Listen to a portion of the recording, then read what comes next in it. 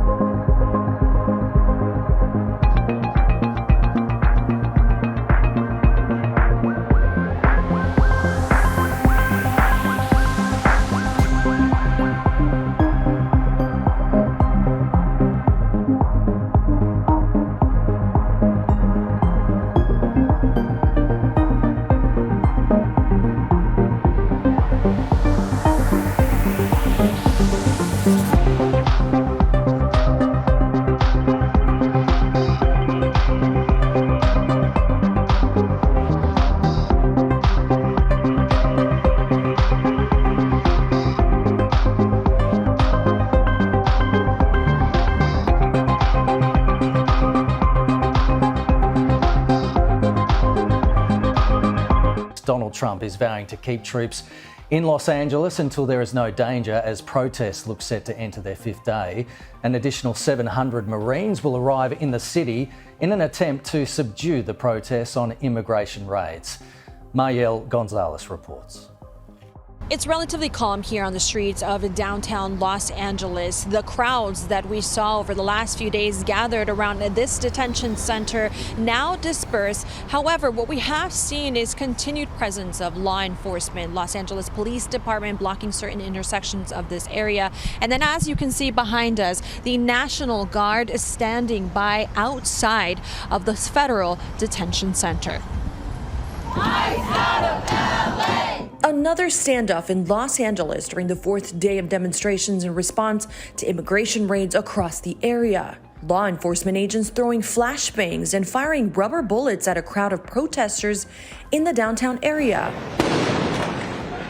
Military officials say approximately 1,700 National Guardsmen are on the ground, with an additional 2,000 to be sent by President Donald Trump to protect federal property and personnel. This deployment at the center of a political showdown between the state and federal governments. Judge Governor Newsom and the Democratic leaders of California were quick enough to act.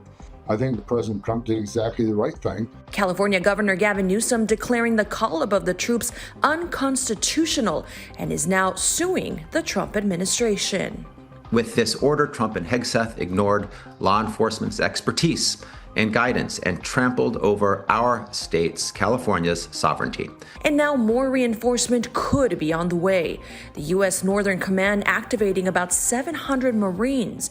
I can't emphasize enough the level of fear and terror that is in Angelenos right now, not knowing if tomorrow or tonight it might be where they live, it might be their workplace. Should you send your kids to school? Now, those anti-ICE protests are happening outside of Los Angeles in major cities like New York, Dallas, Austin, and others. Reporting in Los Angeles, I'm Maribel Gonzalez.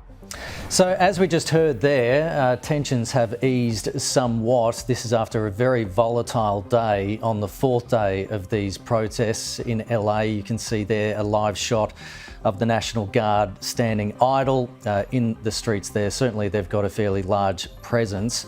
Donald Trump, the US president, saying that LA would have burned down if the National Guard wasn't sent in. That was disputed by Mayor Karen Bass and the Californian Governor Gavin Newsom as well.